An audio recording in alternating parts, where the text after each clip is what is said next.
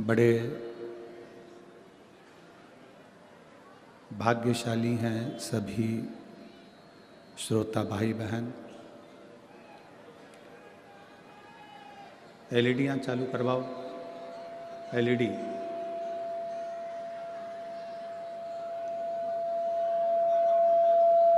हटा दो हटा दो हटा दो।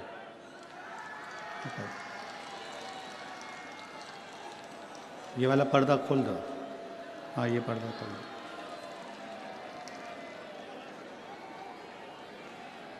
बड़े भाग्यशाली हैं सभी श्रोता भाई बहन जो इस पवित्र शिव महापुराण की कथा को श्रवण करने के लिए विराजमान हैं। जहाँ पर ठंड का पारा 4 पर है और पूरी रात आप लोग ऐसे ही इस स्टेडियम में क्रिकेट के रात भर से विराजमान हैं और शिव महापुराण का इंतज़ार कर रहे हैं। ये शिव भक्ति है, ये भगवान शंकर की कृपा है, ये उनकी उदारता है।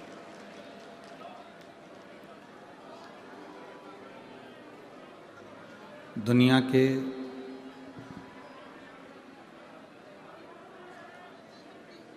सारे कर्म सरलता में हो सकते हैं,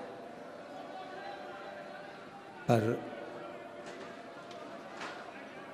भगवान शिव की पवित्र शिव महापुराण की कथा, ये पर्दा खोल दो ना।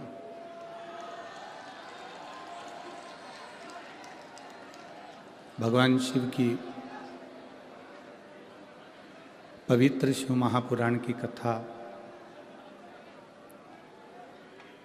यदि इस मृत्यु लोक में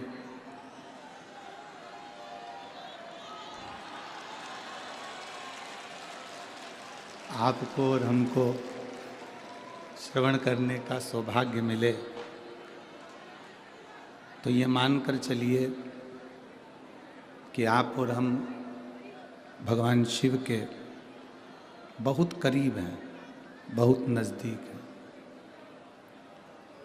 और तेरी कृपा बिना न हिले एक भी अणु, लेते हैं श्वास तेरी कृपा से तनु तनु।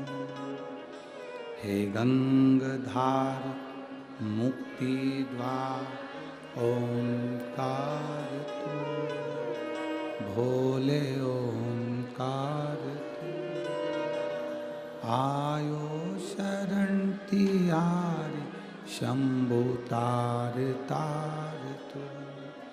बखान क्या करूं राखों के ढेर का, चपटी भभूत में खजाना कुबेर का। हे गंगाधार मुक्ति द्वार ओंकार तू, भोले ओंकार तू।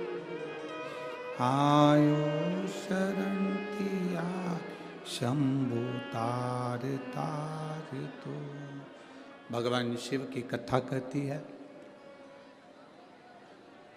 ये आपके भीतर का भरोसा और विश्वास है जो इस कपकपाती हुई ठंड में भटिंडा की इस पवित्र भूमि पर, पंजाब की इस पवित्र भूमि पर आप पूरी रात से इस शिव महापुराण कथा का इंतजार कर रहे हैं और अब श्रवण कर रहे हैं।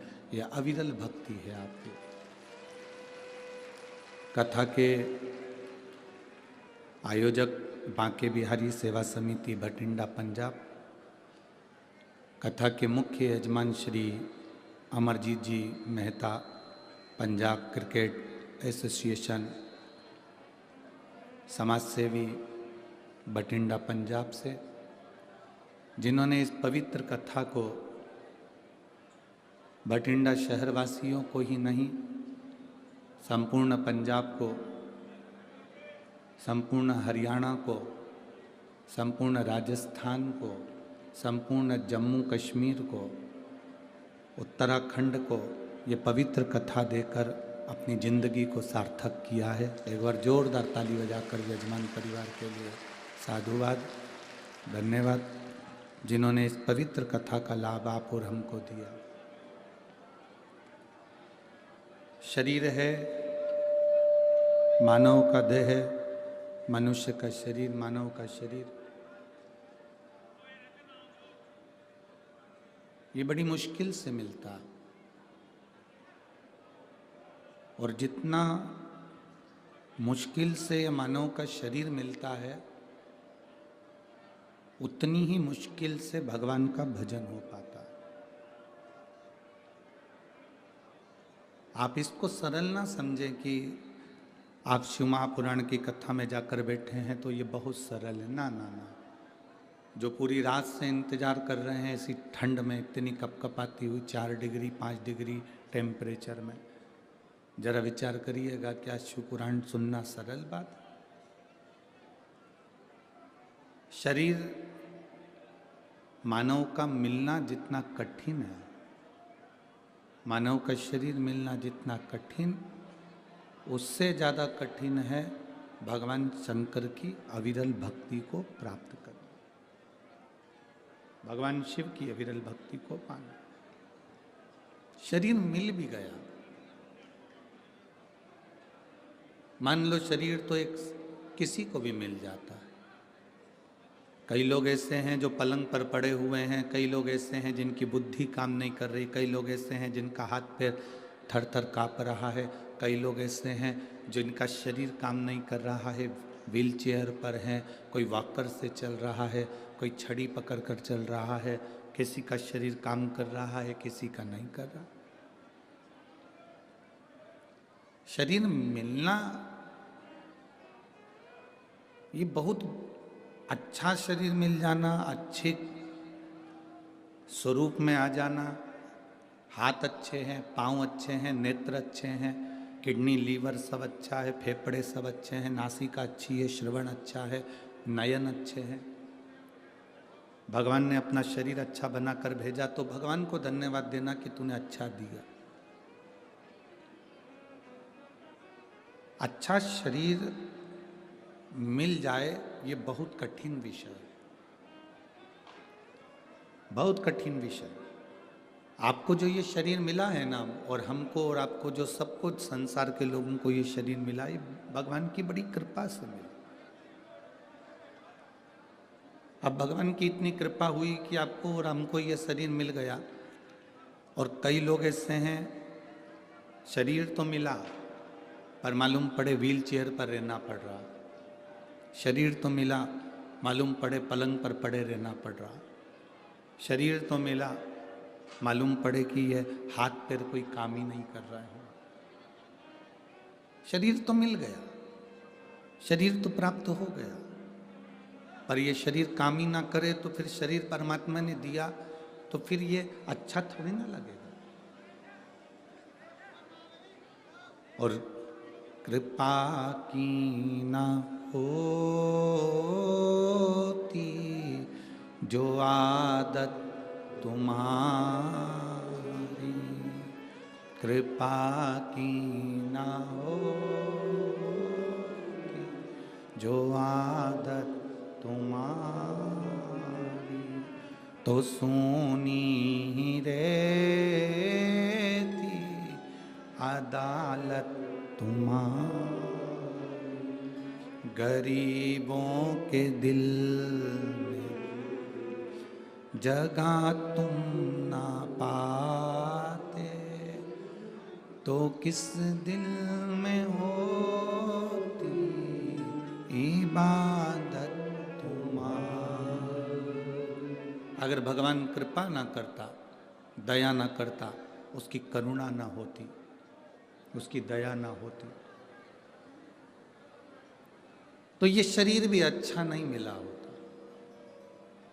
दुनिया का सबसे पहला सुखी व्यक्ति है निरोगी काया। दूसरे नंबर पर है घर में माया। पहले नंबर पर है आपकी काया सुखी हो, शरीर सुखी है।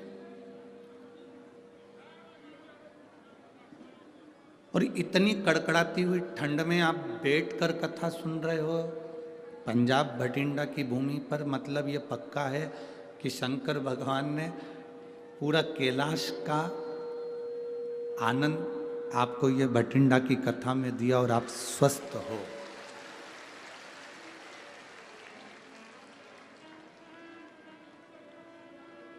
आप स्वस्थ हो।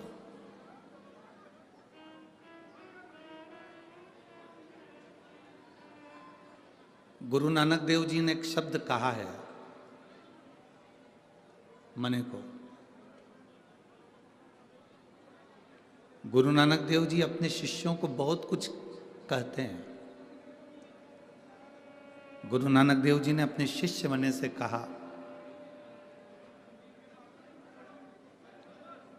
दुकान चलाते चलाते, परिवार चलाते चलाते, नौकरी करते करते, परिवार को संभालते संभालते, मने जिस दिन ये कदम, गुरु नानक देव जी कहते हैं, जिस दिन ये कदम गुरु के द्वार तक चले जाएं, घर का काम करते करते, परिवार चलाते चलाते, व्यापार करते करते, व्यवसाय करते करते, नौकरी धंधा पानी करते करते, जिस दिन ये कदम गुरु के द्वार तक चले जाएं, जिस दिन ये कदम परमात्मा के द्वार तक चले जाएं, जिस दिन ये कदम उस परमात्मा रब के दरवाजे तक चले जाएं, तो समझ लेना कि तुमने चारों तीर्थ पूर्ण कर लिए हैं, तुमने अपने तीर्थ पूरे कर लिए।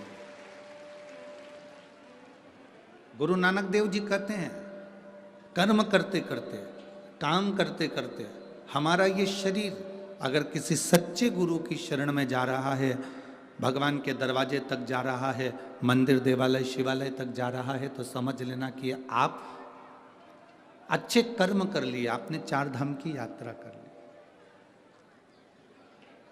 अच्छे कर्म आपने कर लिए, ये चित्त आपके है।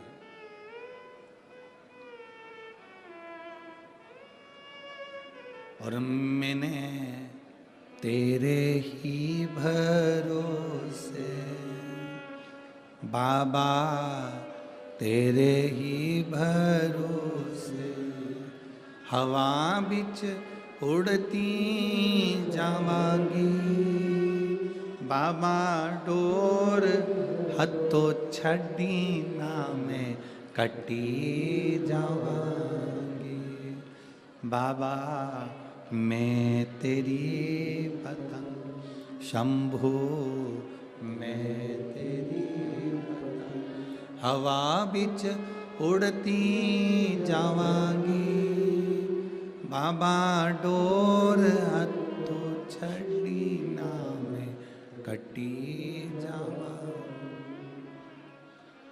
अपने जीवन की गाड़ी को चलाते चलाते परमात्मा का भजन हो जाना, ये श्रेष्ठ है। अपने जीवन को चलाते चलाते परमात्मा की भक्ति हो जाना, ये श्रेष्ठ है। हम एक बार पहले कथा में कहे हैं, शायद भटिंडा के मेरी जीजियों ने, मेरे जीजाओं ने, मेरी बेटियों ने, मेरे भाइयों ने सुना होगा, जितने लोग यहाँ कथा सुनने बैठे हैं इनने भी सुना होगा। हमने पहले कथा में कहा, जब तक तुम्हारी नौकरी चले, जब तक तुम्हारी दुकान अच्छी चले, पत्नी के जेवर बनवा दो। बोला था कि नहीं बोला था? जम के तो बोलो, बोला है ना? तुम्हारी दुकान अच्छी चल रही हो, तुम्हारी नौकरी अच्छी चल रही हो, तो पत्नी के जेवर बनाओ। व्यापार अच्छा चल रहा हो, नौकरी अच्छी चल रही हो, तो फिर प्लाट ले लो। नौकरी अच्छी चल रही हो, दुकान अच्छी चल रही हो, व्यापार अच्छा चल रहा हो, तो फिर मकान बना लो। अगर तुम्हारी दुकान अच्छी चले, तुम्हारी नौकरी अच्छी चले, तो उस चलती हुई नौकरी में, उस चलते हुए व्यापार में तुम अपने प्लाट ले लो, मकान बना लो, पत्नी के जेवर बना लो, जो काम करना है चलती हुई नौकरी में कर लो। रिटायरमेंट के बाद नहीं कर पाओगे।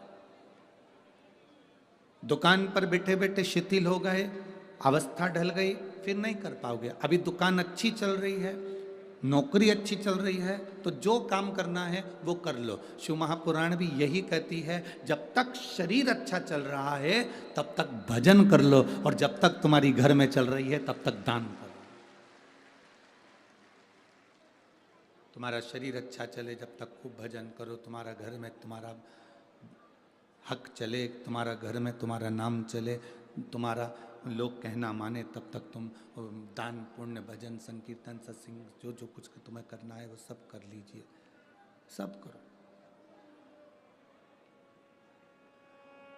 रिटायरमेंट होने के बाद फिर आप रिटायरमेंट होने के बाद में फिर आप प्लाट नहीं ले पाओगे। दुकान चलते चलते थोड़ी भी डाउन हो गई फिर आप बंगला नहीं बना पाओगे, फिर आप पत्नी के जेवर नहीं बना पाओगे। अभी चल रहा है तो कर लो, शरीर चल रहा है भजन कर लो। शरीर चल रहा है तो शिव महापुराण की कथा पंडाल में जाकर बैठकर सुन लो। शरीर नहीं चलेगा तो ना पंडाल में जा पाओगे, ना मंदिर जा पाओगे, ना कहीं दर्शन के लिए जा पाओगे। तुम्हारे घर में चल रही है तब तक दान करो, लंगर चलाओ, भंडारे करो, भोजन कराओ, प्रेम से सबको जिलो। जिस दिन तुम्हारे घर में चलना बंद हो जाएगी फिर कोई तुमको नहीं पूछेगा। फिर तुम कहो भी कि 5 रुपये वहाँ पर दे दो तो लोग देंगे नहीं। तुम कह भी दोगे कि वो 10 रुपये वहाँ पर जमा करिया, पेटीएम कर दे, ले गूगल पे कर दे, तो बच्चे अपने खाते में कर लेंगे पर वहाँ नहीं भेज पाएंगे। कठिन है। चलते चलते करो, चलते चलते।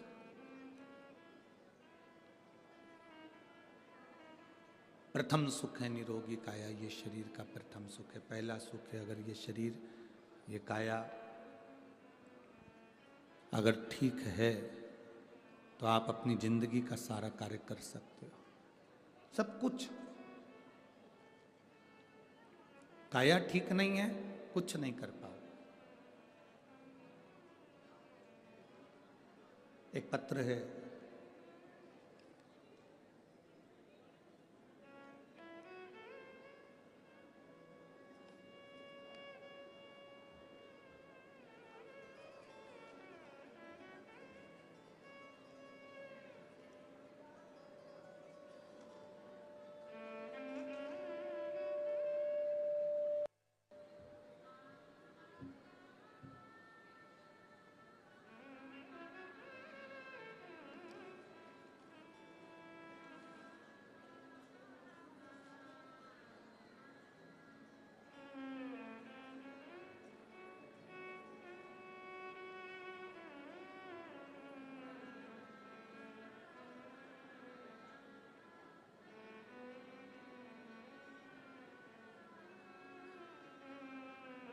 मेरा नाम अमन सोनी है और मैं सिरसा हरियाणा का रहने वाला हूँ।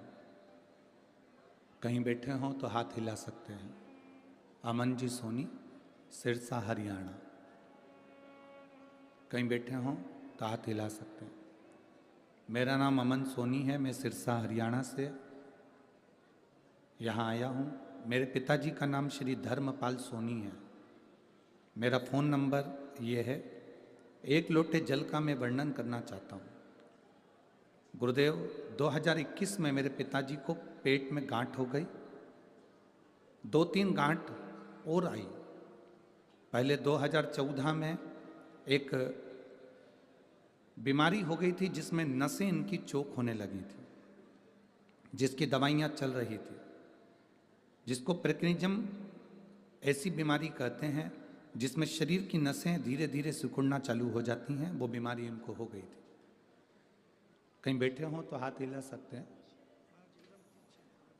पीछे है, हाथ हिलाओ एक बार। हाँ ठीक है। अच्छा इधर पिताजी उधर बैठे हैं, ठीक है। आप उनके सुपुत्र हैं? अच्छा है। पिताजी से भी निवेदन है, वो भी हाथ हिलाएं, आप भी हाथ हिला दीजिए। शंभु श्री शिवाय नमस्तुभ्यं। एक बीमारी हो गई थी जिसमें नसें चोक होने लगी थी, शरीर सारी नसें सिकुड़ने लगी थी। फिर धीरे धीरे एक हाथ एक पैर कांपने लगा, काम करना बंद कर दिया। 2021 में उन्हें पेट में दर्द हुआ। तब सोनोग्राफी करने पर पता चला कि उन्हें पेट में हड्डियों के कैंसर हो गया है। गुरुदेव, पेट में रहते हुए वो कैंसर पूरे शरीर में फैल गया।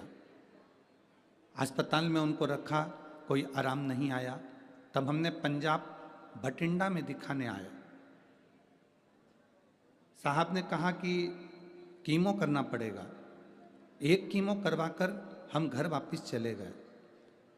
कीमो करवाने के बाद भी आराम नहीं हो पाया। तब हमारे नज़दीक में कोई ताई रहती हैं, उन्होंने हमसे कहा, वो सियोर वाला महाराज कहता है टीवी पर कि 1 लोटा जल समर्पित करा करो, किसी को भी घर के व्यक्ति को मंदिर भेज दो, जल चढ़ाए, वो जल लेकर आए और इनको दो। बेलपत्री का सेवन करो। गुरुदेव, हम लोग आज के समय की पीढ़ी, हम कैसे विश्वास कर लें कि कैंसर जैसा रोग शिव जी पे जल चढ़ाने से समाप्त हो जाता है। हम लोग आज के ज़माने की पीढ़ी, पढ़ी लिखी पीढ़ी, इस बात पर हम भरोसा नहीं करते। पर बगल वाली ताई ने कहा कि एक बार चढ़ाकर देखने में क्या जा रहा है। हम लोगों ने जल चढ़ाना प्रारंभ करा और वो जल लाकर पिताजी को देना प्रारंभ करा। गुरुदेव, बेलपत्र बाबा की चढ़ी हुई लाकर देना पड़ी। 15 दिन तक हमने लगातार यही प्रयोग करा और बाबा की कृपा से हम उनको दूसरी बार जांच कराने के लिए जब लेकर गए तो बाबा की ऐसी कृपा हुई कि उनका कैंसर नेगेटिव अर्थात नील के बराबर आ गया। हम बाबा को धन्यवाद देने के लिए आए हैं। अब उनका जो शरीर कांपता था वो भी अच्छे से काम कर रहा है और बाबा की कृपा से वो स्वस्थ हैं। आज इस पवित्र प्रांगण में प्रणाम करने के लिए आए हैं। उन्होंने एक लाइन बहुत अच्छी लिखी है कि कर दिया माला माल काशी वाले ने, खोल दिया भंडार काशी। अब ठीक है बाबू, एक बार दोनों हाथ हिला दीजिए। श्री शिवाय नमस्तुभ्यं। शिव तत्व की प्राप्ति इसी को कहते हैं। शंभु,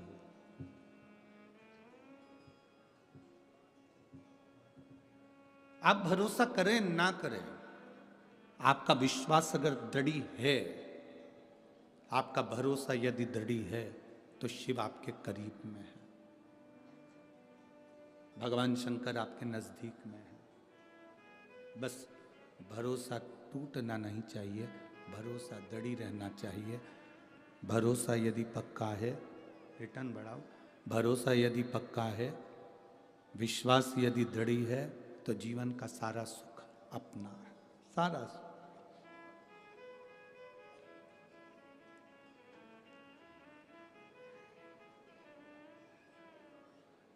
बैठे हो आप यहां, शिव की कृपा है।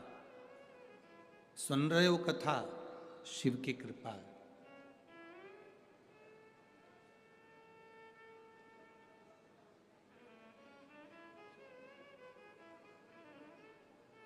कभी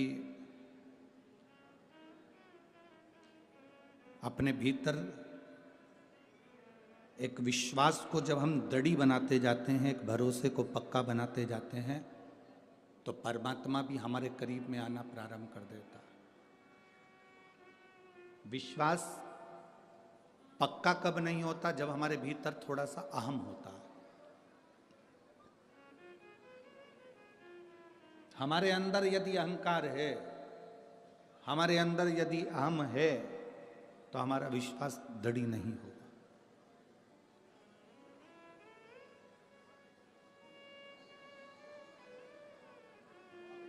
जो तुमने खाया है,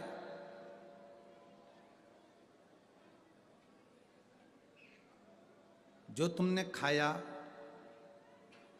हमने खाया, वो 24 घंटे के अंदर उसको निकालना जरूरी है। अगर वो 24 घंटे के अंदर हमारा खाया हुआ नहीं निकलता तो हमें बीमारियां आना प्रारंभ हो जाती हैं। बोलो सही है? जो हमने खाया उसको 24 घंटे में निकालना जरूरी हो जाता है, नहीं तो बीमारी लगना प्रारंभ हो जाती है।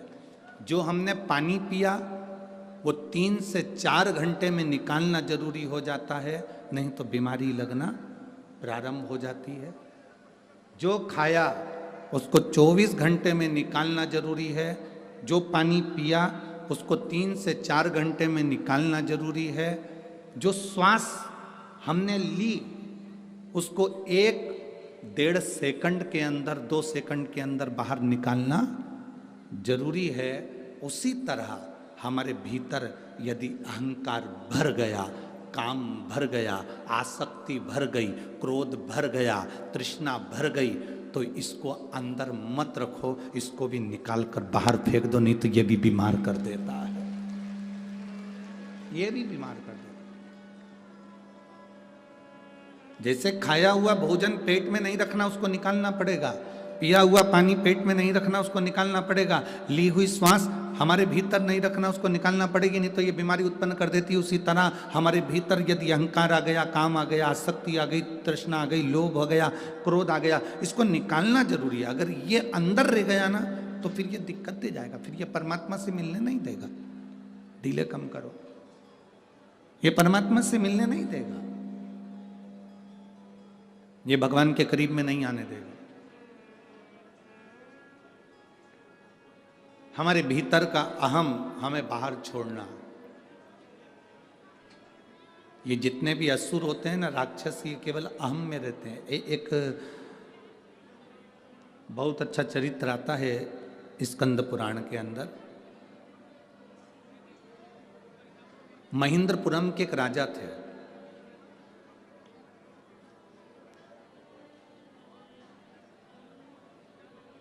बड़े आनंद के साथ वो निवास किया करते थे। उनकी धर्मपत्नी भी भगवान शिव की भगत थी और महेंद्रपुरम के राजा भी भगवान शंकर के भक्त थे। दोनों, पति भी और पत्नी भी शिव के भक्त थे।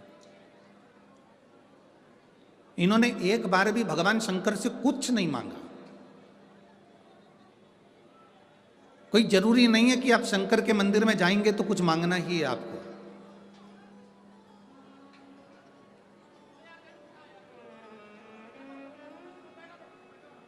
लोग कहते हैं कि हम शिव के मंदिर में जाएंगे तब हमारा दुख कटेगा।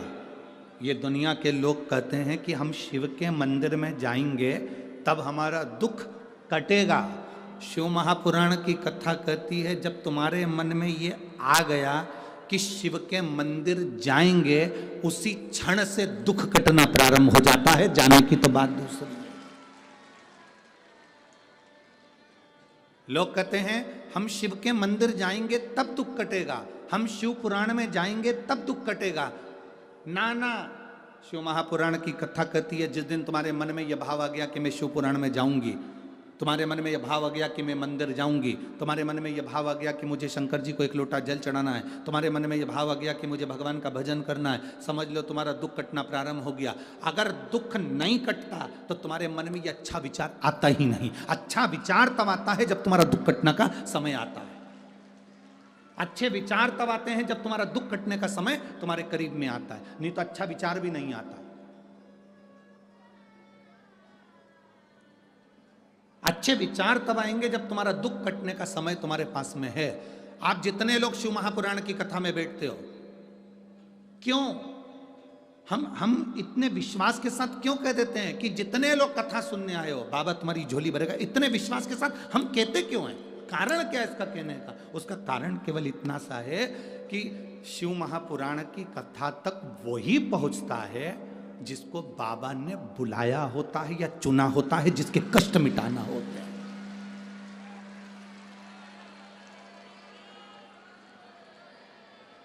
जिसके कष्ट मिटाना होते हैं उसी को बाबा यहां तक बुलाता है, नहीं बुलाता। किसी किसी का पूरा बैग तैयार की तैयार रह जाता है और मालूम पड़ो कि वो तो जा नहीं पाती और उसकी जगह दूसरी चली जाती। बैग तैयार, गाड़ी में उसकी बुकिंग थी, सीट बुक थी, उसने कहा था मैं भी चलूंगी, पूरी तैयारी थी और घर में काम आ गया और नहीं जा पाई। अभी 16 तारीख से 20 तारीख तक कथा मुंबई में होना थी कल्याण में, पर किसी कारणवश नहीं हुई। वो कथा 40 गांव आ गई महाराष्ट्र में।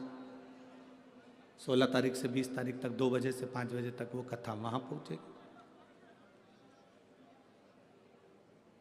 जिसके भाग्य में होगा, जिसके ललाट पे लिखा होगा, जहां बाबा को पहुंचना होगा वहां पहुंचेगा।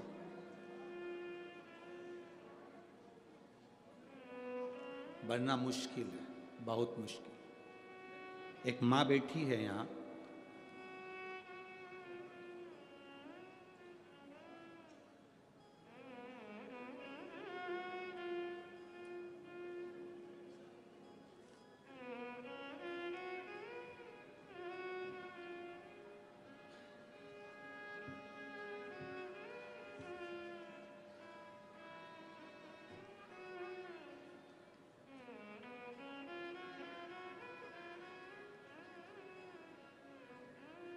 मैं पवन गर्ग निवासी गुड़गांव हरियाणा से हैं। मेरा मोबाइल नंबर ये है। कहीं बैठे हैं पवन जी गर्ग? आप ही हैं? दोनों हाथ हिला दो एक बार। श्री शिवाय नमस्तुभ्यम। मैं पवन गर्ग निवासी गुड़गांव हरियाणा। एक बार वापिस हाथ हिलाओ। ठीक। मेरा मोबाइल नंबर ये है गुरुजी। भोले बाबा की कृपा का मैं क्या वर्णन करूं। 2020 मई में मेरा कैंसर का ऑपरेशन करके डॉक्टरों ने कैंसर की गांठ निकाल दी। मेरी कैंसर की गांठ निकाल दी थी, परंतु 3 साल में दूसरी बार मुझे कैंसर हो गया। कैंसर गंभीर स्टेज पर पहुंच गया, पूरे शरीर में कैंसर फैल गया। डॉक्टरों ने कहा अब इतनी लास्ट स्टेज पर कैंसर है कि ये इंजेक्शन से कवर हो जाए तो बहुत बड़ी बात। हमको इंजेक्शन लगाना शुरू करा। वो इंजेक्शन इतना कष्टदायक था गुरुदेव कि उससे तो मौत भली है।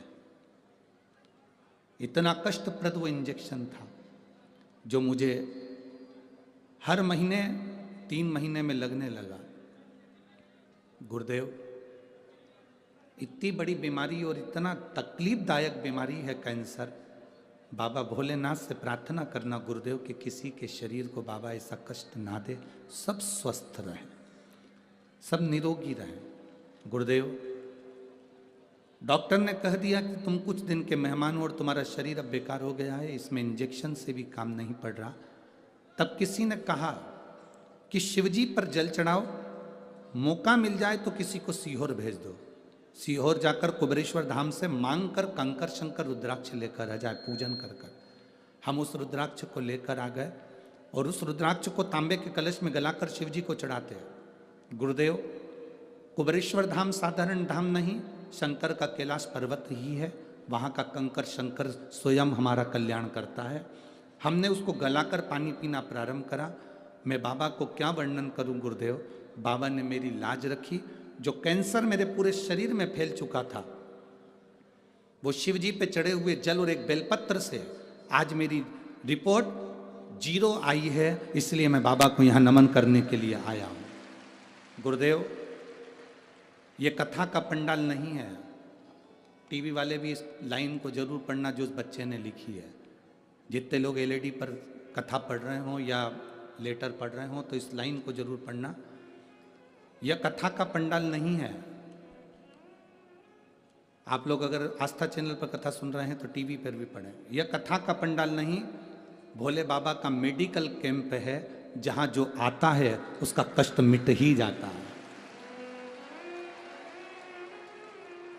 आप इसको एलईडी पर पढ़ें, आस्था चैनल पर पढ़ें। और गुरुदेव, यह साधारण सा कैंप नहीं है।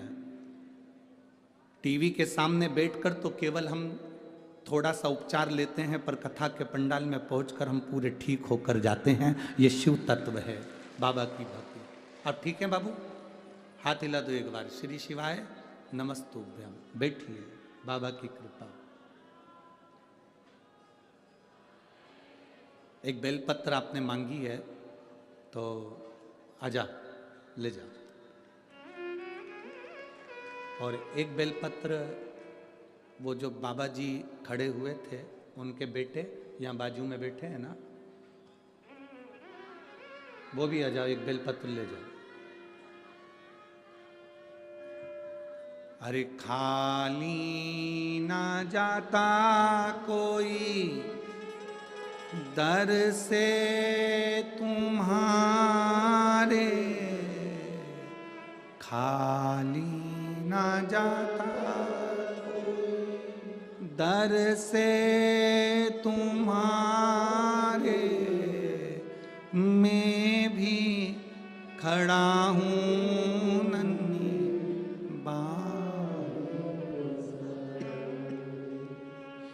अपने हृदय से लगा लो, लगा लो, गिरा जा रहा उठा लो, उठा लो प्रभु अपने दर से अब तो ना टालो,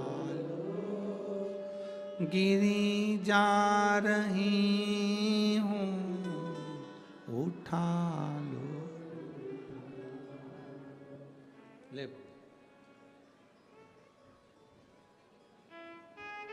ये आपके पिताजी को दीजिएगा। शंभु श्री शिवाय। स्वास्थ्य ठीक है उनका? बाबा का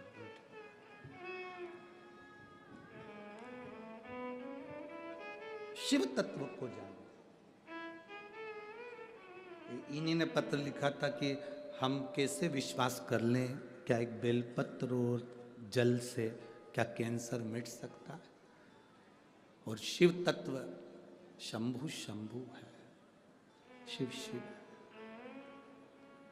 ए मेरी जीजियों, भटिंडा की मेरी बहनों, मेरी जीजियों, मेरे जीजाओं, मेरी बेटियों बेटाओं, मेरी माताओं, मेरे भाई मेरी बहनों, एक बात अपने भीतर उतार कर रखना। अभी आपको कहा था कि हम विश्वास से क्यों कहते हैं कि बाबा आपकी झोली भरेगा, क्योंकि बाबा उसको ही यहाँ तक बुलाता है जिसको उसको देना चालू करना होता है, करता ही नहीं। कथा मुंबई होने वाली थी, 40 गांव में हो रही है, मतलब 40 गांव वालों ने कोई पुण्य ज़्यादा किए होंगे और 40 गांव महाराष्ट्र वालों की कोई शिव भक्ति इतनी प्रबल हुई होगी। हम तो कहेंगे जो कथा करा रहे हैं 40 गांव में, उन्मेष जी पाटिल जी, जलगांव के सांसद जी, हम तो कहेंगे आपके भाग्य प्रबल हैं।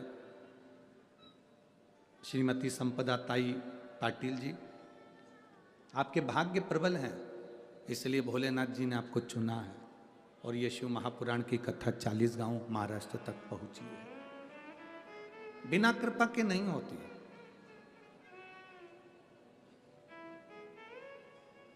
एक बहन ने पत्र में लिखा, हम भटिंडा वालों ने तो कब से इंतजार करा था इस शिव महापुराण का, अब मिली है।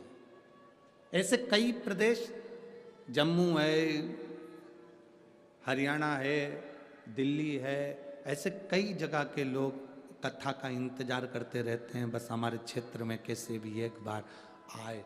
शिव महापुराण अपने प्रदेश में अगर एक बार आती है तो पूरे प्रदेश का कल्याण ही कर कर जाती है। सहज नहीं है शिव, बस उस तक पहुंचना हमको है, उस तक जाना हमको। आपको चुना, ये आपकी प्रधानता है, ये आपकी श्रेष्ठता है, उसने चुना।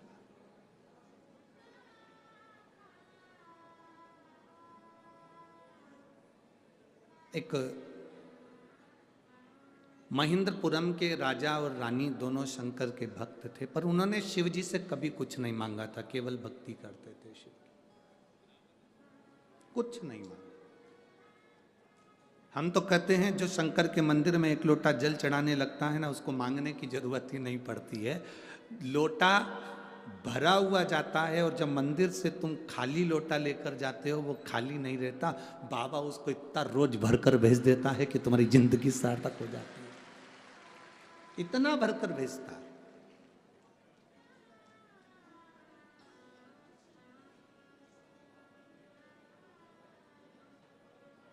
ये उसकी कृपा के बिना नहीं है, उसकी दया के बिना नहीं, उसने भेजा। शिव कथा कर रही है, महेंद्रपुरम के राजा ने शिव भक्ति करी, उनकी पत्नी ने भक्ति करी, कभी नहीं मांगा।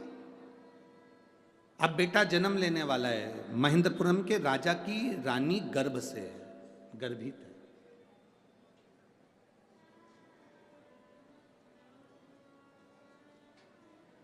और रानी जब गर्भ से थी तो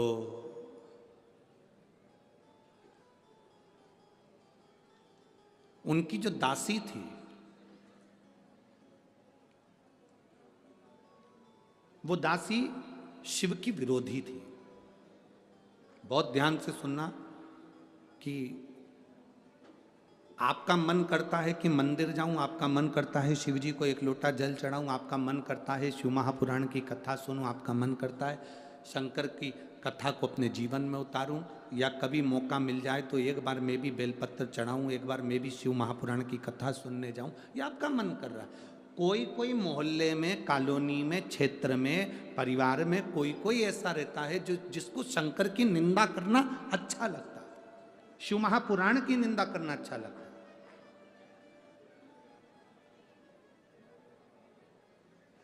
कोई कोई ऐसा रहता है, उसको निंदा प्रिय लगती है, उसको निंदा अच्छी लगती है।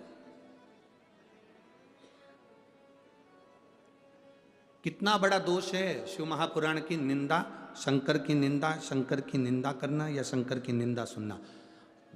देव ऋषि नारद ने शिव जी की निंदा करी थी तो बंदर का मुंह लगा था। भगवान विष्णु ने शिव जी की निंदा सुनी थी तो उनको घोड़े का मुंह लगा था।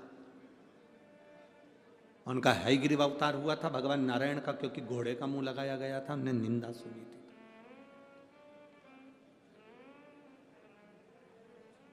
देवऋषि नारद ने शिव जी की निंदा कर दी थी। रुद्राक्ष की माला जो भोलेनाथ जी ने पिनाकर भेजी थी उसको उठाकर जमीन पर पटक दिया था, शिव जी ने जो पिनाई।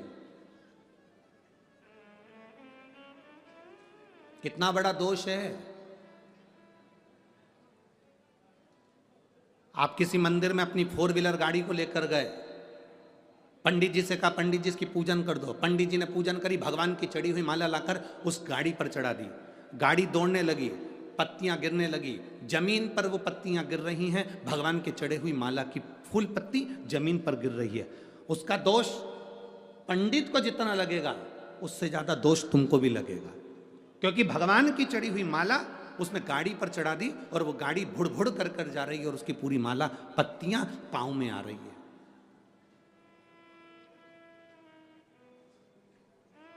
दोष लगता है। इंद्र का तो राज्य चले गया था, केवल भगवान की चढ़ी हुई, बाबा भगवान नारायण ने दुर्वासा बाबा को माला दे दी, वो माला उन्होंने उठाकर इंद्र को दे दी, इंद्र ने वो माला उठाकर एरावत को दे दी, एरावत ने वो माला जमीन पर पटक दी। भगवान की पहनी हुई माला जब जमीन पर पटकी तो इंद्र को श्राप लग गया कि तू, तेरी राज सत्ता पूरी विहीन हो जाएगा, तेरी पूरी सत्ता चली जाएगी, पूरा वैभव चले जाएगा।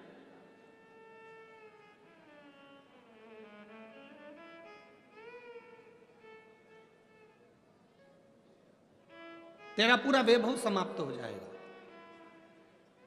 हमारी ये व्यासपीठ की हमारी एक नियम है, हमारा व्यासपीठ का एक नियम, बेलपत्री हम उसी को देते हैं जिसके हृदय में जरूरत है, जिसको जरूरत नहीं हम उसको बेलपत्र भी चेहरा देखकर समझ जाते हैं कि इसको जरूरत है कि नहीं।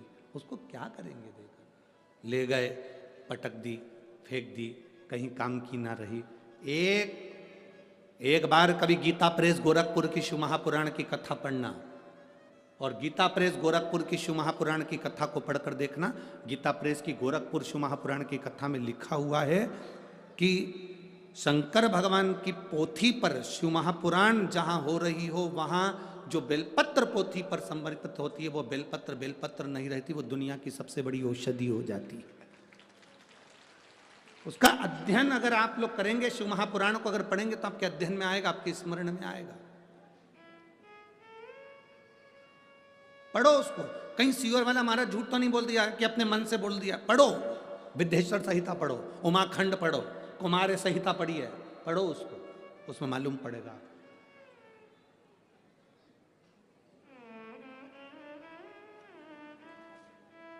क्यों किसी तीर्थ में जाते हैं तो पवित्र कुंड में, पवित्र सरोवर में, पवित्र तालाब में स्नान करते हैं।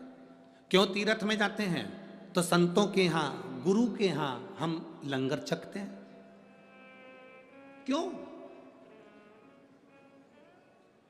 5 स्टार होटल में, किसी तीर्थ में जाना तो 5 स्टार होटल में भोजन मत करना, ये हम पहले भी बोले हैं। किसी तीर्थ में जाना तो उस जगह पर लंगर हो रहा हो, लंगर चल रहा हो।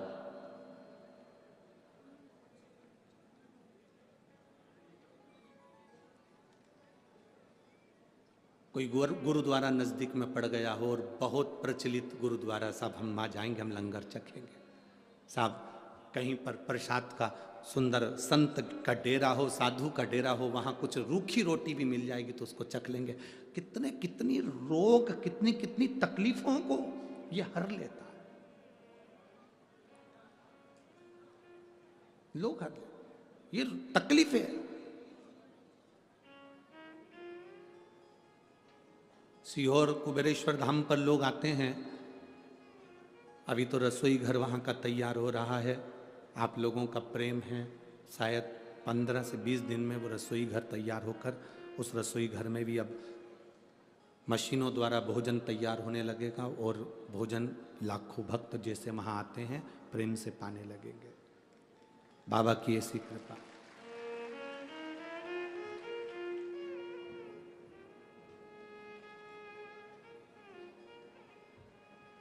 अब ठीक है पूरी तरह बाबा की स्वस्थ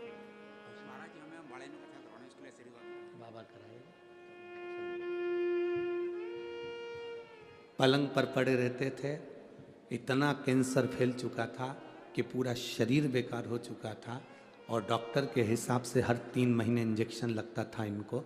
अब ये बाबा की कृपा से पंडाल में बैठकर कथा सुन रहे हैं। ये शिव कृपा है, औघड़ी की कृपा, शिव तत्व। बोल बम का नारा है, सारी समस्या का हल शिव तत्व की प्राप्ति का मूल। एक निंदा करने वाली ने निंदा करना प्रारंभ करा। महेंद्रपुरम के राजा रानी शिव भक्त थे और एक उनकी सेविका ने निंदा करना प्रारंभ करा। सेविका निंदा कर रही,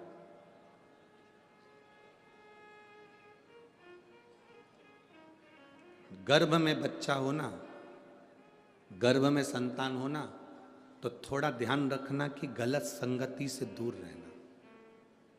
लोग गलत संगति किसको समझते हैं कि साहब ये मत खाना, वो मत खाना, ऐसा मत करना, वैसा मत करना।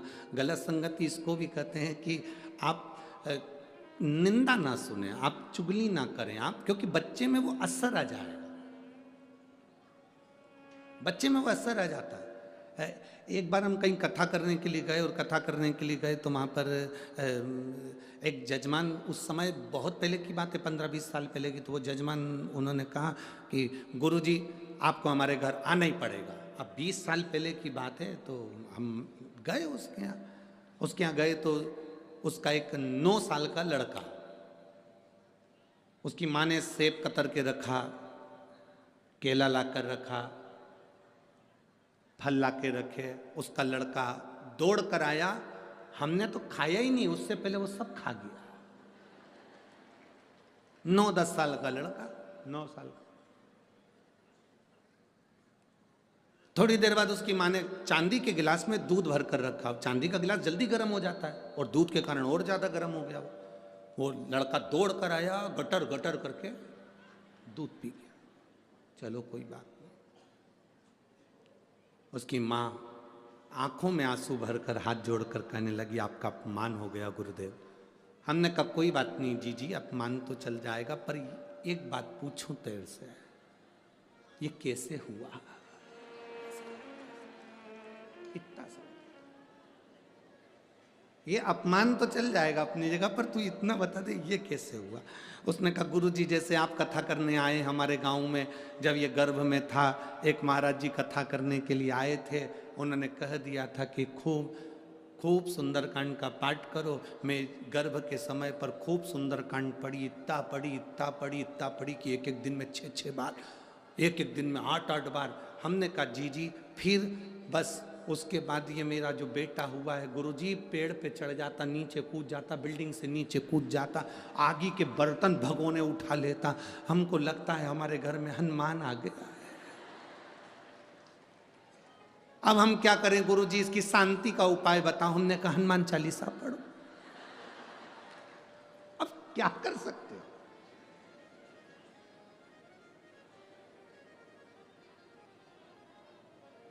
अरे पवन तनय संकट हरन मंगल मूर्ति रूप, राम लखन सीता हृदय बसो।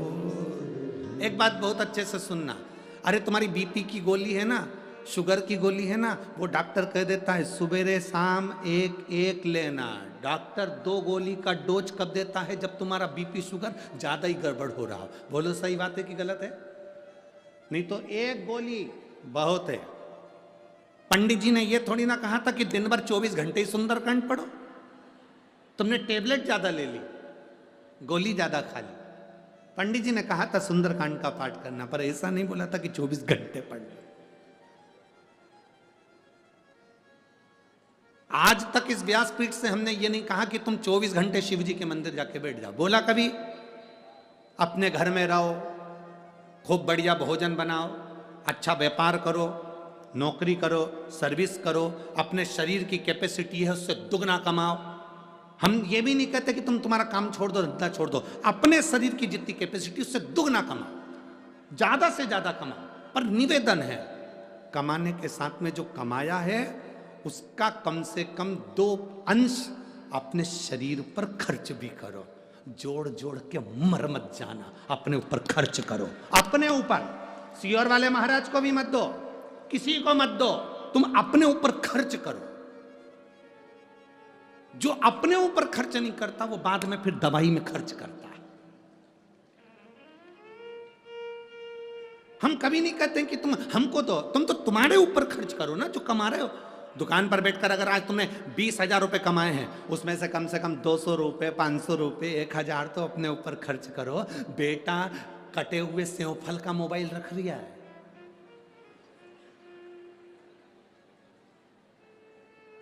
क्या बोलते हैं उसको?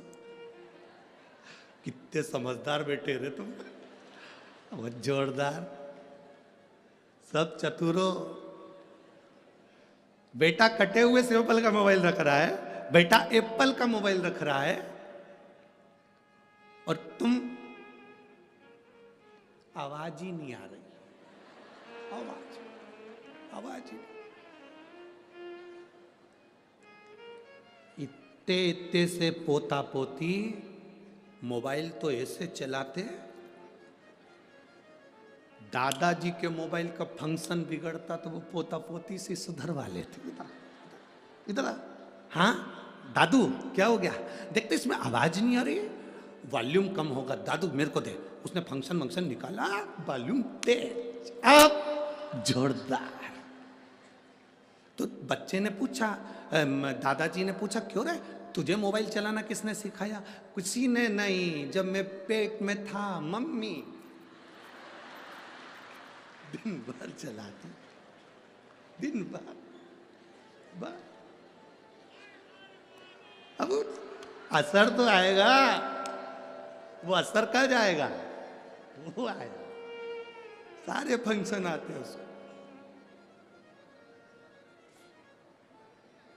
सब फंक्शन आते हैं उसको। एक भी फंक्शन ऐसा नहीं है जितने तो तुमको प्रश्न के उत्तर नहीं आते उतने उसको आते। एक बच्चा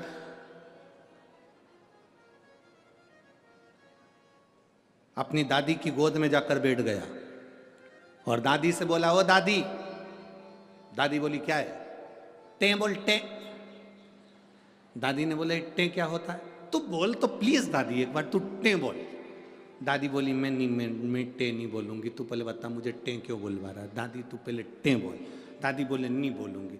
दादी ने 5 रुपए दिए, ले टॉफ़ी खा लेना, अब बता मुझसे टे क्यों बुलवा रहा है। दादी रात को मम्मी पापा पलंग पे बैठ के बात कर रहे थे, जब बुढ़िया टे बोल जाएगी तो सारी प्रॉपर्टी अपनी हो जाएगी, सब प्रॉपर्टी अपनी। भटिंडा वालों कुछ भी हो जाए पर टे नहीं बोलेंगे अपन काहे को टे बोले। ये तो लगे हैं तैयारी में। बच्चे जो सीख रहे हैं वो हमको दे रहे हैं, जो सीखे।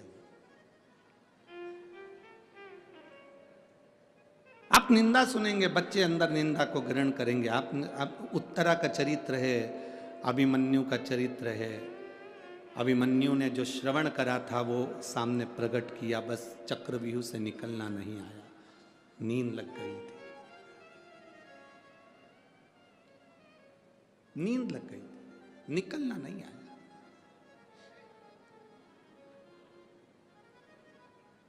गर्भ में जो बच्चा था, मां परमात्मा का भक्त थी, पिता परमात्मा के भक्त थे, पर घर में जो बच्चे ने जन्म लिया वो परमात्मा का भक्त नहीं निकला।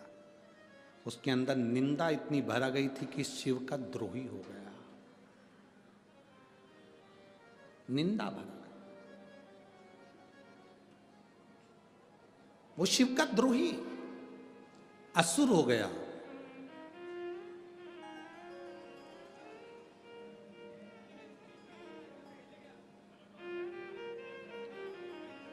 आप बड़े हैं, समझदार हैं, आप पर इतनी जल्दी निंदा असर नहीं करती है, पर छोटे छोटे बच्चे जो घर में होते हैं उन पर परिवार का बहुत जल्दी असर पड़ता है।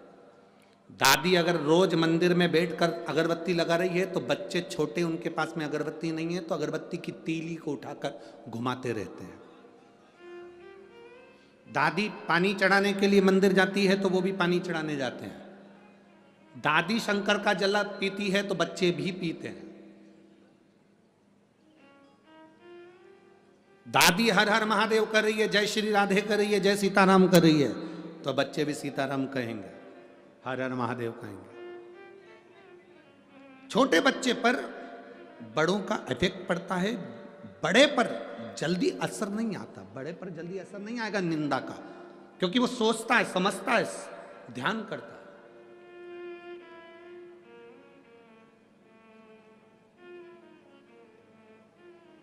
शिव महापुराण के उमाखंड में भगवान शंकर पार्वती जी से कहते हैं, सुन पार्वती, शरीर का विकास करना मेरा काम है। पार्वती, शिव महापुराण के उमाखंड में देवाधिदेव महादेव कहते हैं, शरीर का विकास करना मेरा काम है, बुद्धि का विकास करना मनुष्य का काम है। अपनी बुद्धि को कहां तक लेकर जाना है। शरीर का विकास मैं करूंगा, पर बुद्धि का विकास इंसान खुद करेगा, मनुष्य खुद करेगा। अपनी बुद्धि का विकास आपको करना है। क्या अच्छा है, क्या बुरा है, कौन गलत है, कौन सही है, किसके साथ रहना, किसके साथ नहीं रहना, कौन अच्छा कौन बुरा, ये तुम्हारी बुद्धि का विकास तुम्हें करना पड़ेगा। जरा सा सुंदरता देखकर, जरा सा प्रेम देखकर ये नहीं सोच लेना कि बहुत अच्छा व्यक्ति, ना ना ना ना, पहले परखो, जानो, उसके बाद विचार करो।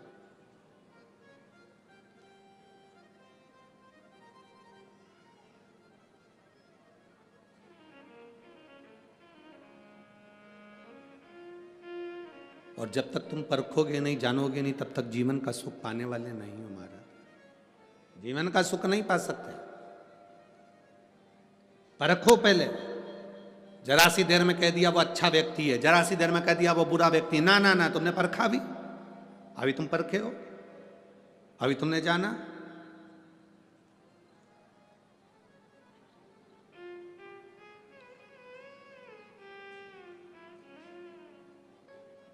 तुम परखोगे तब मालूम पड़ेगा ना। पहले तुम भटिंडा के लोग जब टीवी पर कथा देखते होंगे, सुनते होंगे, तो कहते होंगे इतना सारा लोग आता है कथा सुनने के लिए, इतने सारे भक्त आते हैं शिव महापुराण कथा सुनने के लिए। अब भटिंडा के लोग जब अपने खुद के ग्राउंड में देख लिए, बाहर दरवाजे के बाहर खड़े रहे, अंदर जगह नहीं मिली बैठने को, तब समझ में आया इतने आते हैं, इतने आते हैं, तब समझ में आया। आप किसी को अच्छा कर रहे हो, पहले उसकी अच्छाई को अच्छे से जानो। आप किसी को बुरा कर रहे हो, पहले उसकी बुराई को जानने का प्रयास करो। क्यों बुरा है वो, किस लिए बुरा है। संसार में कोई ऐसा नहीं जन्मा जो बुरा हो, संसार में कोई नहीं जन्मा जो बुरा हो। कई लोग कहते हैं हम तो बड़े तकलीफ में, हम तो भगवान ने हमारी दृष्टि नहीं करी, हम तो दुनिया के सबसे दुखी व्यक्ति हैं, भगवान ने हमें क्यों पैदा कर दिया, हम तो मर जाएं तो अच्छा। हम उनसे कहते हैं ईमानदारी से बोलो, तुम जिस कमरे में सोती हो, तुम जिस कमरे में सोते हो, उस कमरे में कितने लोग हैं जो पूरे घर का टाला, झाड़ू, बर्तन मांजने का सामान, बेकार टूटा फूटा सामान, बेकार टीवी, बेकार फ्रिज अपने कमरे में रखते हैं। तुम में से कोई है जो सोने वाले कमरे में बेकार फ्रिज रखता है? तुम में से कोई है जो अपने कमरे में बेकार टीवी रखता है? तुम कोई है जो बेकार फटे हुए जूते, फटे हुए कपड़े अपने कमरे में रखते हो? बेकार लैंप, बेकार सामान, बेकार ट्यूबलाइट, बेकार बल्ब अपने कमरे में रखते हो? अटाला कोई अपने कमरे में नहीं रखता, रखते हो क्या?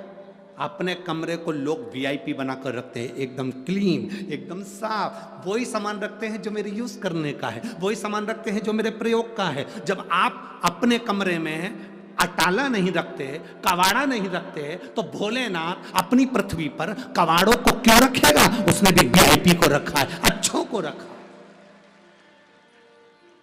ब्रह्मा ब्रह्मलोक का, वैकुंठ भगवान विष्णु का, और पृथ्वी शंकर भगवान की है। मृत्यु लोक में अगर आपका जन्म हुआ है, समझ लेना आप डायमंड हीरा हो, समझ लेना आप हीरा हो। बस अपनी पहचान करना चालू करो, अपने को पहचानो कि मैं क्या हूं।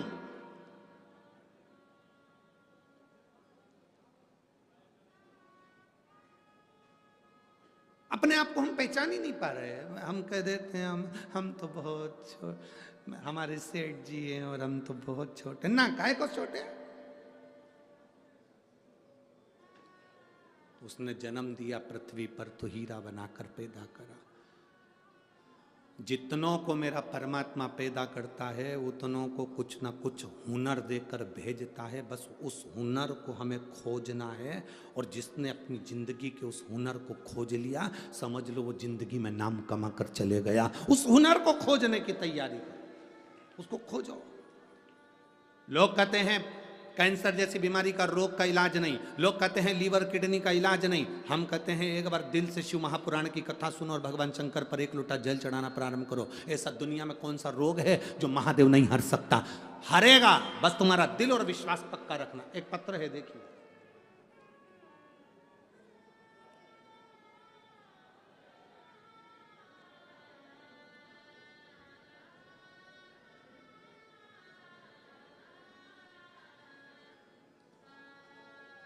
शंभु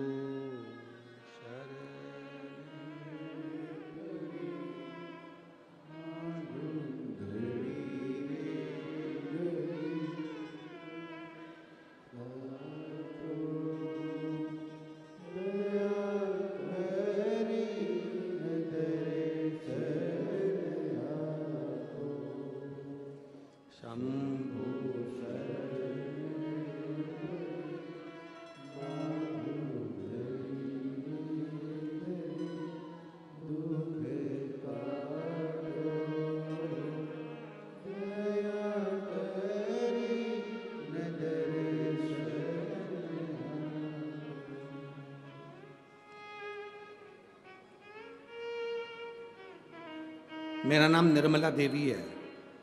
मैं बरनाला की रहने वाली हूँ, बरनाला की रहने वाली हूँ।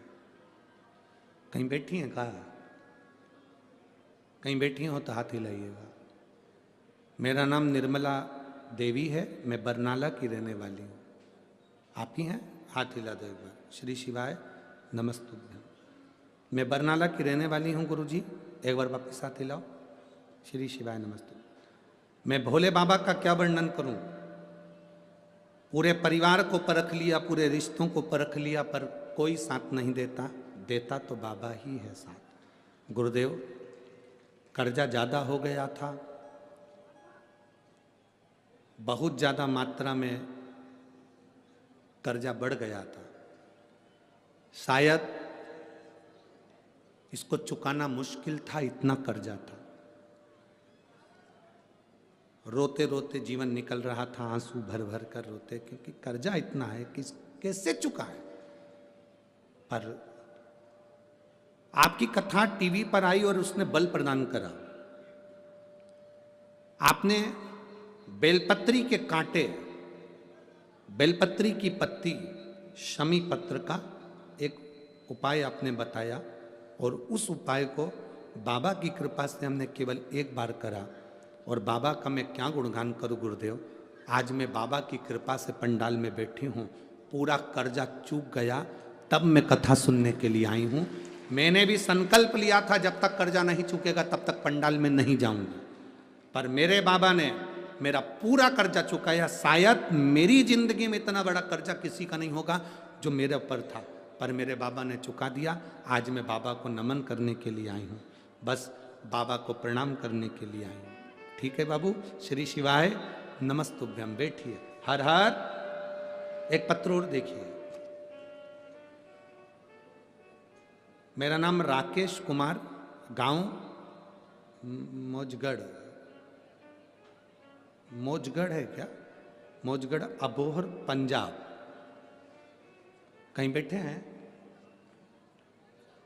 मेरा नाम राकेश कुमार, गांव मौजगढ़, अबोहर, पंजाब के निवासी हैं। कहीं बैठे हो तो हाथ हिला सकते हैं। पीछे हैं क्या? हाँ, दिख गए हो। ठीक है, एक बार हाथ हिलाओ वापिस। ठीक है,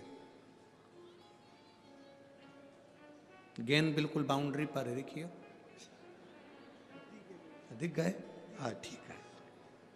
वापिस हाथ हिलाओ जी जी। हाँ, दिख गए। ठीक है। श्री शिवाय नमस्तुभ्यम। अच्छी पिच मिली है।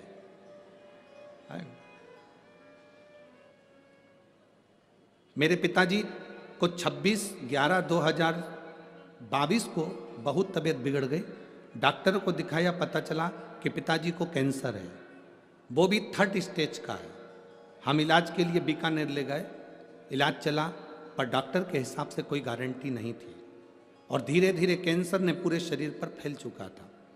हालत इतनी बिगड़ गई कि डॉक्टर को फिर चेक कराया तो वो 4th स्टेज पर आ गया।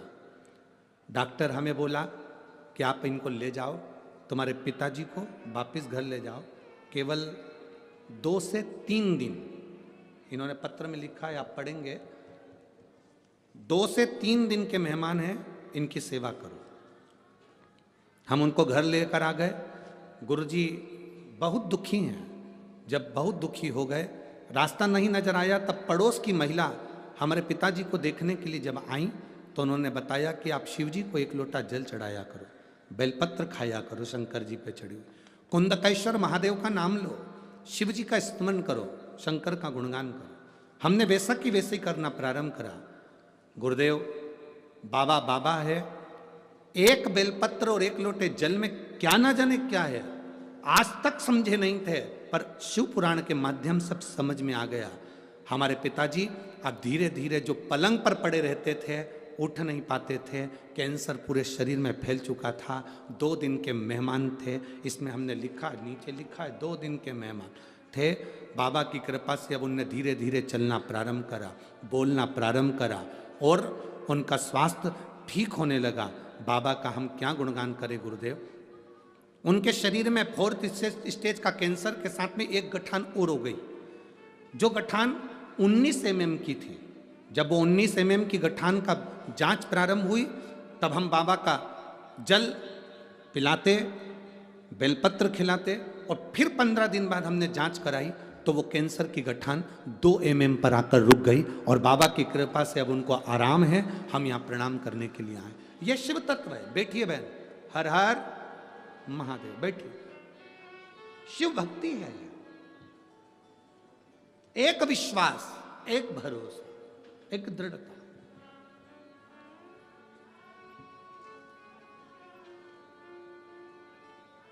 कोई कहता है कि हम कैसे मंदिर जाएं,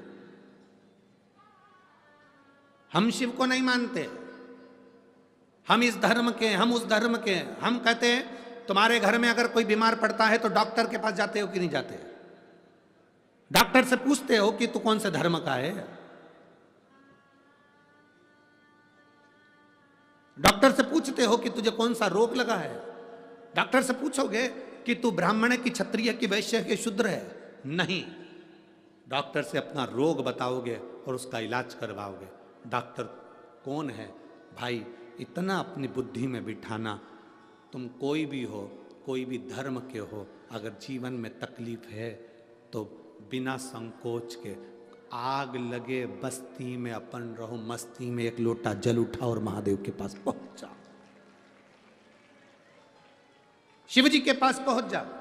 दुनिया कहेगी कहने दो, जो बोले बोलने दो, अपशब्द बोले बोलने दो, ताना दे देने दो, आड़ा टेढ़ा बोले बोलने दो, तुम अपना फर्ज अदा करो।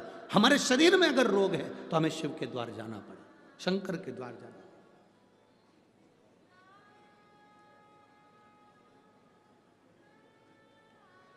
एक माता बैठी हुई है यहां,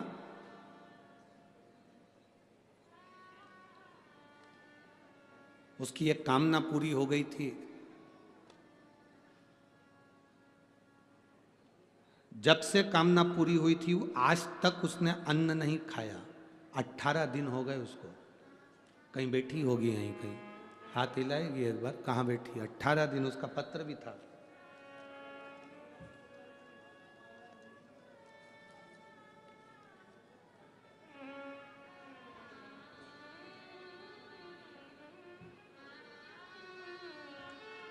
नाम तो इसमें नहीं लिखा है।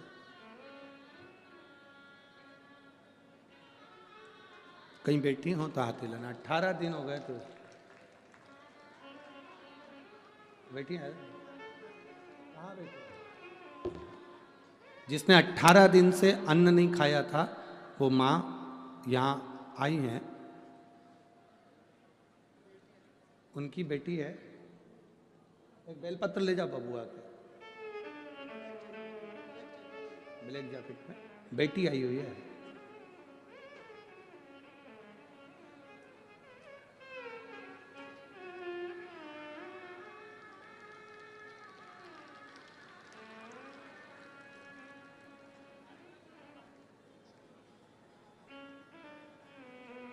शंभु शरणे पड़ी मांगू घड़ी रे, दुख दया कर।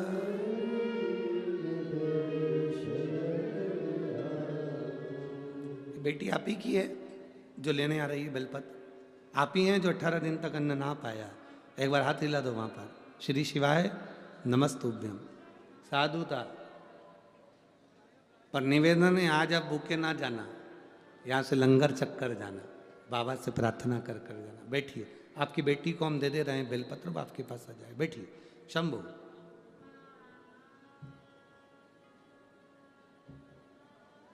शंभु शर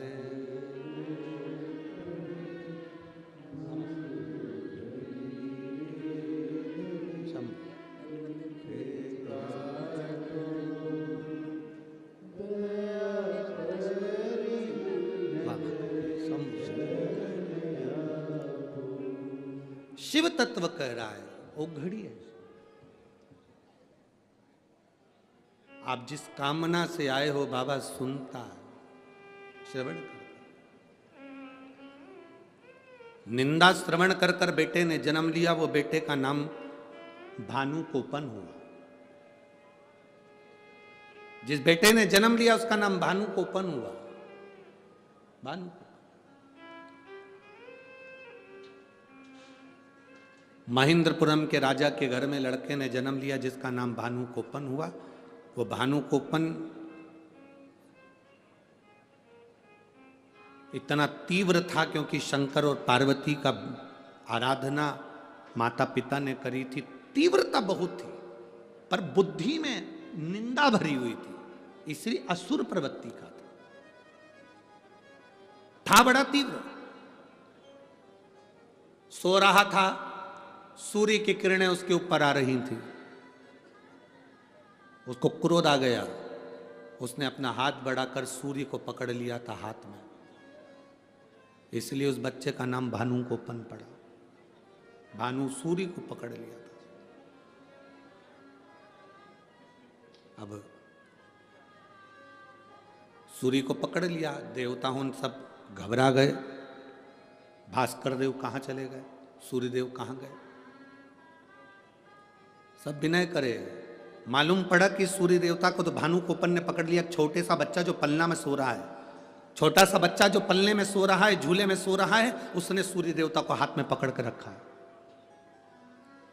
देवता आए छुड़ाने के लिए, कोई से छूटे ना। तब ब्रह्मा जी आए खुद छुड़ाने के लिए, छूटे ना। तब भगवान शंकर ने भानु कोपन के माता पिता से कहा कि सूर्य देवता को छुड़वाइए, इनको वर प्रदान करते हैं। पलने में झूलते हुए भानु कोपन को वर दिया। इंद्रदेव ने वर प्रदान कर दिया, ब्रह्मा जी ने वर प्रदान कर दिया, सब ने वर दिया। तो भानु कोपन को जो वर प्राप्त हुए, उस वर से भानु कोपन और तीव्र हो गया। बड़ा होने के बाद माता पिता तो शिव भक्ति में लीन होकर काशी में चले गए और इसने अपनी सत्ता का स्थापन कर लिया। सत्ता का स्थापन, अभी तक प्रजा में शिव भक्ति थी, अब वो शिव भक्ति समाप्त। अब केवल अहम, अहंकार, क्रोध, लोभ, आसक्ति, वासना, तृष्णा, केवल यही, केवल ए मेरी जीजियों और मेरे जीजाओं, जितने लोग आस्था चैनल पर कथा सुन रहे हैं, जितने फेसबुक यूट्यूब पर कथा सुन रहे हैं, जितने इस पंडाल में कथा सुन रहे हैं, जितने पंडाल के बाहर कथा सुन रहे हैं, ध्यान लगाकर स्मरण करना। तुम्हारे घर में अगर भगवान का नाम जाप हो रहा है, तुम्हारे घर में रोज सुबह शाम दीप लग रहा है, तुम्हारे घर में रोज सुबह शाम अगरबत्ती लग रही है, तुम्हारे घर में रोज सुबह शाम सत्संग हो रहा है, तुम्हारे घर में रोज प्रतिदिन भगवान का भजन हो रहा है, चाहे नाम निकले, चाहे भजन हो, चाहे मुख से श्री शिवाय नमस्तुभ्यम निकले, चाहे जो नाम निकले, राम हो, कृष्ण हो, तुम्हारे मुख से जो भगवान का नाम निकले, अगर तुम्हारे घर में निकल रहा है तो समझ लेना अभी तक तुम्हारे घर में शुद्ध लक्ष्मी आ रही है, जिससे हमारे घर में भजन हो रहा है। अगर तुम्हारे घर में रोज भगवान का भजन होता था, रोज नाम जाप होता था, रोज दिया लगता था, रोज भगवत नाम होता था, सत्संग होता था, धीरे धीरे धीरे धीरे ये समाप्त हो जाए, काम में इतने बिजी हो जाओ कि ये सब चीजें समाप्त हो जाए, तो समझ लेना कि अब लक्ष्मी ठीक नहीं आ रही, लक्ष्मी ठीक नहीं।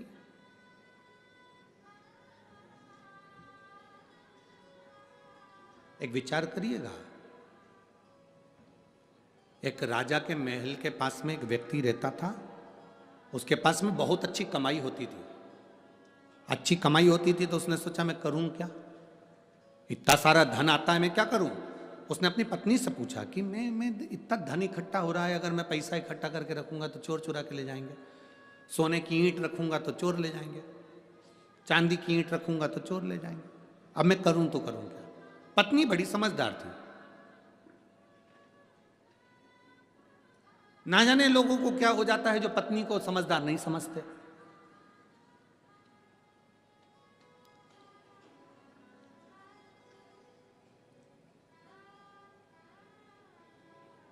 स्त्री, नारी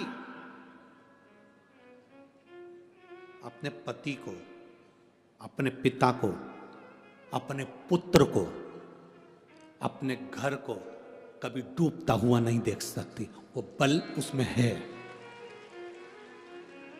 कुछ भी करेगी, और अपने पति को, अपने परिवार को, अपने बच्चों को डूबता हुआ नहीं देख सकती।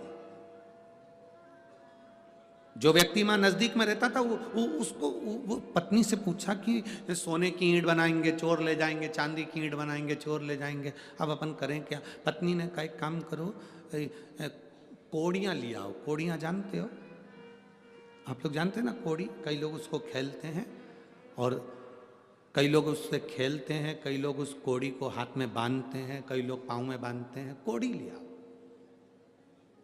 कोड़ी। हाँ, पति ने पूछा इस कोड़ी का करेंगे क्या, तुम तो लाला के रख लो, जब देखा जाएगा, तुम तो रखो। पत्नी के कहने से पति कोड़ी लाला कर बोरों में भर भर कर, झोलों में भर भर कर, बेगों में भर भर कर रख दिया, पूरा घर भरा गया। एक दिन राजा बीमार पड़ गया।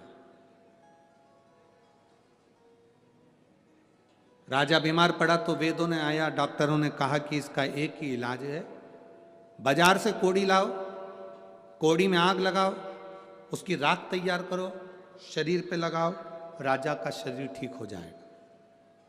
अब नगर में देखा तो कोड़ी नहीं, महल में देखा तो कोड़ी नहीं, कोड़ी कहाँ गई?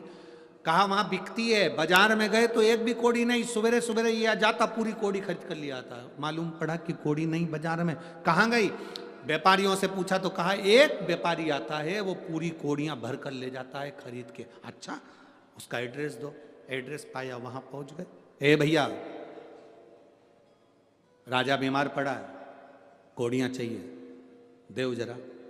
उसने कहा महाराज कोड़ी देने में मना नहीं है, पर वो कोड़ी हमारे पैसे की है, हमने खरीदी है।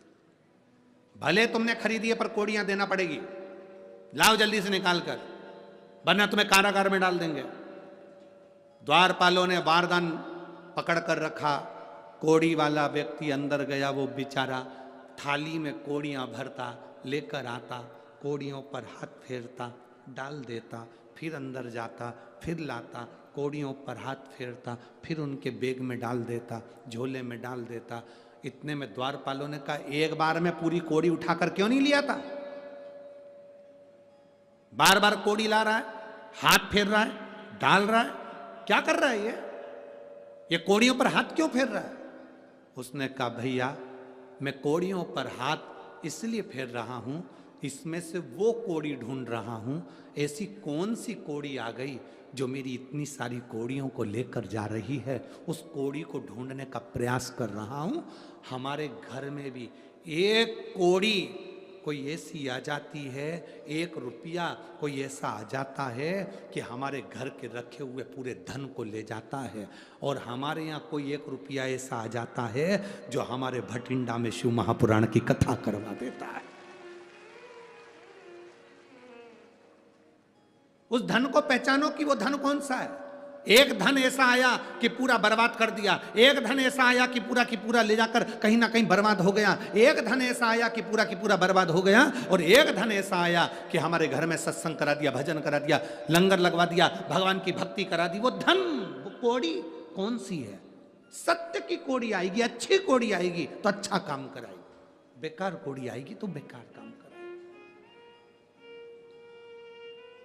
श्रेष्ठ कर्म ये श्री हरिओम शंकर चरण पादुका सेवा दल, माँ वैष्णो सेवा मंडल, अग्रवाल मारवाड़ी परिवार सभा, श्री महादेव अमरनाथ यात्री सेवा संघ, ये लोग सेवा करने में लगे हुए हैं। कोई चारों तरफ कोई लंगर चला रहा है, और भी लोग हैं, केवल ये नाम से मतलब ना नहीं रखो कि इनके नाम आए हैं तो इनसे मतलब ना, ऐसे और भी सेवा दल लगे हुए हैं, और भी लोग लंगर चला रहे हैं, कोई चाय पिला रहा है। आप में से भी कई माताएं ऐसी छोटी सी थर्मस में चाय भर कर ले आती हैं, 2-4 कप ले आती हैं, धीरे से अपने आसपास वाली को पिला देती हैं, ठंड पड़ रही। आप में से कई लोग ऐसे हैं, एक कोई सेवा चला रहा है, वो गर्म पानी पिला रहा है लोगों को, गर्म पानी।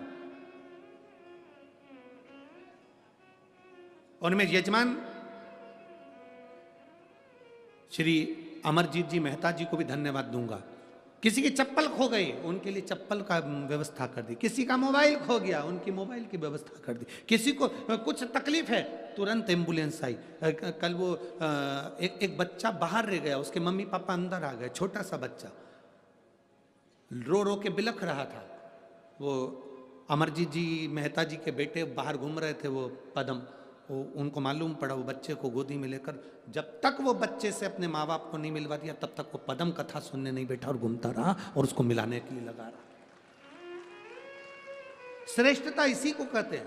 आपके घर में अगर 1 रुपया अच्छा आया है तो सत्य मार्ग पर लग रहा है। आज ये सेवा दल सेवा कर रहे हैं, इतने ये लगा हुआ है। श्री महादेव अमरनाथ यात्री सेवा संघ, अग्रवाल मारवाड़ी परिवार सभा, माँ वैष्णो देवी मंडल, हरिओम शंकर चरण पादुका सेवा दल, और भी ना जाने कितने कितने लोग जिनका नाम यहाँ नहीं पहुँचा। कोई चाय पिला रहा, कोई गर्म पानी पिला रहा, कोई दूध पिला रहा, कोई बिस्कुट खिला रहा, कई तो पुलिसकर्मी भी, उनकी भी वीडियो बहुत चल रही है, पुलिसकर्मी भी हलवा सीरा खिला रहे। कितनी सेवा करिए भाई, समझ लेना। आपके यहाँ 1 रुपया 1 कौड़ी अच्छी आई थी, जो इस शिव महापुराण में तुमने लगाई, अच्छी जगह पर लगाई, तो तुम्हें खुशी होना चाहिए कि वो अच्छी जगह लगी है, वो श्रेष्ठ जगह लगी है, ये तुम्हें प्रसन्नता होना चाहिए। ये खुशी होना चाहिए कि वो श्रेष्ठ जगह पहुंची है। गलत जगह जाए तो समझ लो कि फिर वो गलत जगह लग गई है, गलत जगह। और महाराज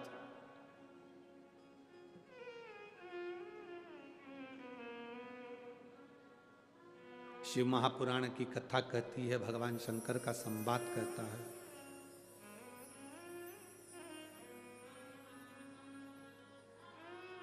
भगवान शंकर का पावन चरित्र कर रहा है कि हरि ओम में ओम समाया है, मेरा भोला नगर में आया है। हरि ओम में ओम समाया है, मेरा भोला नगर में आया है। मेरा भोला नगर में आया है,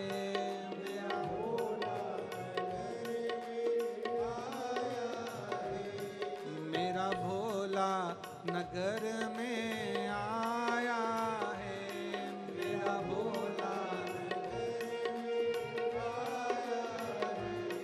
हरि ओम में ओम समाया है, मेरा भोला नगर में आया है।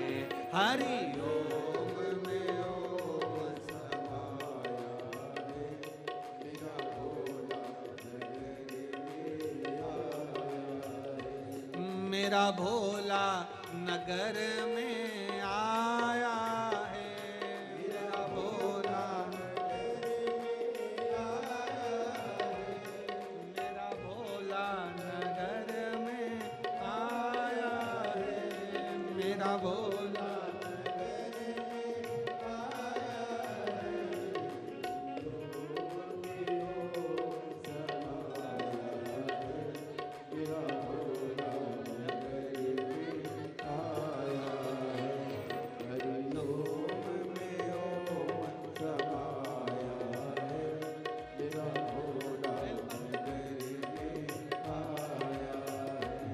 मेरा भोला नगर में आया है, मेरा भोला मेरा भोला नगर में आया है, मेरा भोला हरि ओम में ओम समाया है, मेरा भोला नगर में आया है। हरि ओम में ओम समाया है, मेरा